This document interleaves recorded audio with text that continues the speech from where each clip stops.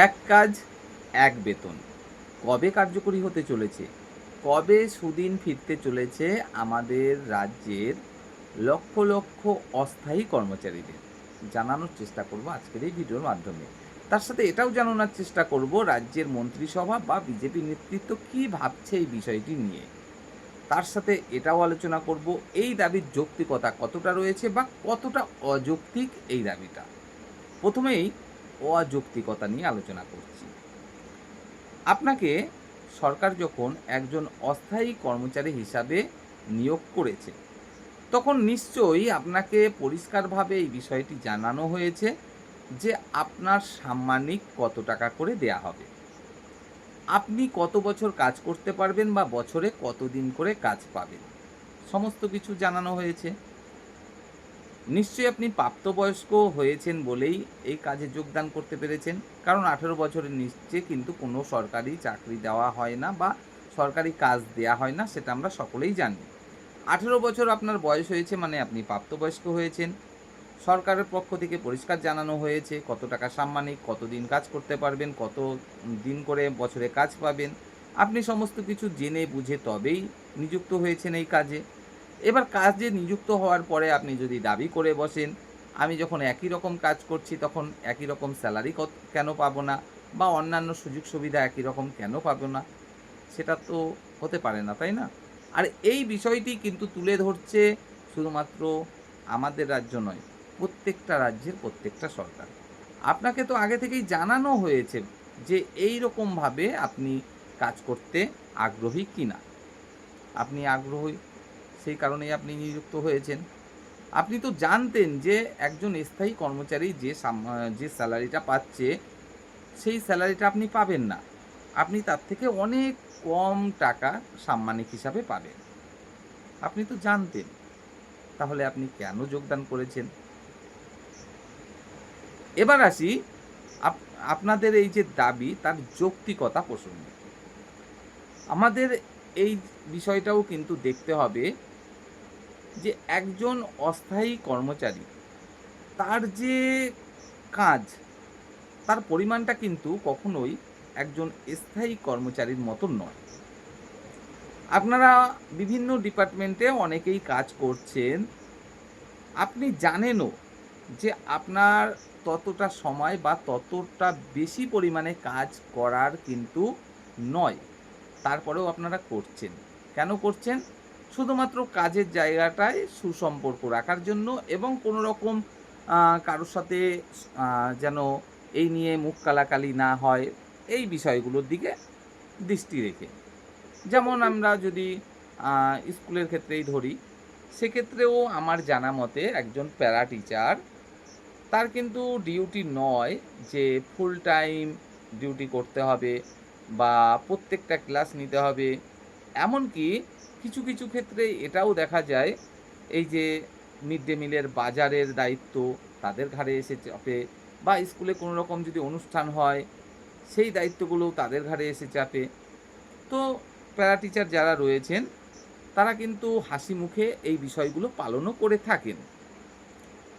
শুধু তাই নয়, অন্যান্য সমস্ত কিছু বিষয়েই কিন্তু একজন স্থায়ী কর্মচারীর মতোই ভূমিকা পালন করে থাকেন। তো যখন একই কাজ করানো হচ্ছে, তখন একই বেতন না হলেও অন্ততপক্ষে কিছুটা অবস্থার উন্নতি কেন হবে না? এটা কিন্তু অবশ্যই একটা প্রশ্নের বিষয়। তো বিগত সরকার এই বিষয়গুলোর দিকে দৃষ্টি কিন্তু কখনোই দেয়নি। খুবই সামান্য একটা পারিশ্রমিক দিয়ে কন্টিনিউ কিন্তু কাজ করিয়ে গেছে রাজ্যের লক্ষ লক্ষ অস্থায়ী কর্মচারীকে। যদিও বা যখনই দেখলাম রাজ্যে পালাবদল হলো, নতুন সরকার এলো, নতুন সরকার অবশ্যই এই বিষয়গুলো কিন্তু দৃষ্টিতে রেখেছে এবং সেই কারণেই প্রত্যেক প্রকার অস্থায়ী কর্মচারী, তাদেরকে একবারে পার্মানেন্ট করে দিতে না পারলেও তাদের যে সাম্মানিক, সেটা কিন্তু যতটা সাধ্যের মধ্যে সম্ভব ততটা বৃদ্ধিও করেছে। যেমন আশাকর্মী এক ধাপে 5,000 টাকা বৃদ্ধি, যেমন আইসিডিএস এক ধাপে 5,000 বৃদ্ধি, যেমন প্যারা টিচার এক ধাপে 5,000 বৃদ্ধি। যেমন সিভিক ভলেন্টিয়ার ২,০০০ বৃদ্ধি। তো একবারে ৫,০০০ টাকা এই যে সাম্মানিক বৃদ্ধি, এটা কিন্তু একদম যে খুবই সামান্য বিষয় তেমনটা নয়। যেখানে আপনি এত বছর কাজ করার পরেও মাত্র ৫-৭,০০০ টাকা সাম্মানিক পাচ্ছিলেন। সেখানে এক ধাক্কায় আরও ৫,০০০ বৃদ্ধি, এটা কিন্তু খুব কম বিষয় সেটাও নয়। তো অবশ্যই তারপরেও আপনারা যে সাম্মানিকটা এখন বর্তমানে পাবেন, সেটাও যে খুব বেশি তাও নয়। অথচ একই রকম কাজ করছেন একজন স্থায়ী কর্মচারী, তিনি যে স্যালারিটা পাচ্ছেন, আপনার এই ৫,০০০ বা ২,০০০ বৃদ্ধির পরেও তার পরিমাণটা কিন্তু প্রায় ৩ গুণ, ন্যূনতম প্রায় ৩ গুণ। তো এই যে একটা বিষয়, এই বিষয়টা কিন্তু অবশ্যই আশা করতে পারেন আপনারা আগামী দিনে সরকার নজরে রাখবে।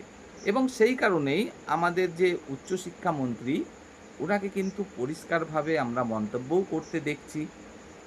অস্থায়ী কর্মচারীরা যারা ওনার কাছে এই বিষয়টি নিয়ে আবেদন করেছেন, উনি কিন্তু পরিষ্কারভাবে জানাচ্ছেন, আপনারা প্রত্যেককেই যদি এখন দাবি করেন যে আমাদেরকে পার্মানেন্ট করে দেয়া হোক এবং আগামীকালকেই দেখা যাবে সেই সংখ্যাটা ৫০,০০,০০০, তাহলে তো সেটা কিছুতেই সম্ভব নয়।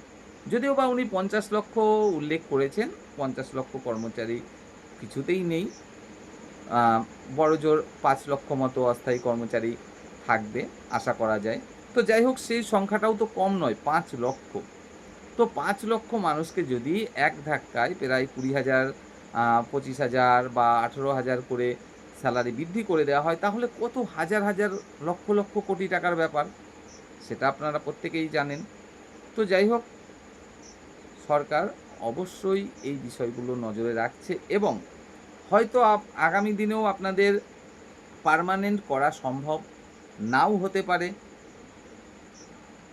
কারণ এই যে লক্ষ, লক্ষ কর্মচারী একবারে পার্মানেন্ট করে একবারে পার্মানেন্ট কর্মচারীদের মতো সুযোগ সুবিধা দেয়া কখনোই সম্ভব নয়।